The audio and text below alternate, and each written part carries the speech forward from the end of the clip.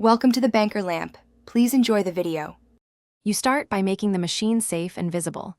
Unplug it, lift the presser foot, and raise the take-up lever to its highest position so thread paths are open.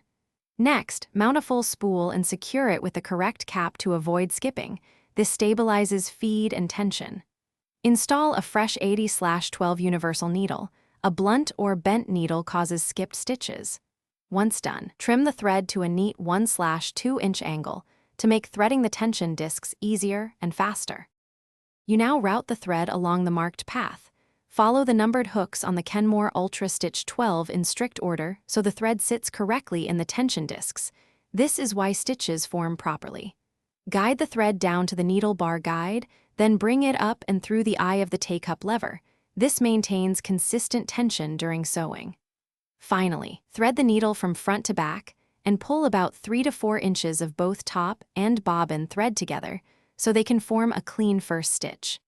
You complete setup by lowering the presser foot and slowly turning the flywheel 2 full revolutions to confirm the needle picks up the bobbin thread. This ensures perfect stitch formation before power on. If stitches look tight or loose, adjust the tension dial in small 0. 5 steps until balanced. Tiny changes matter.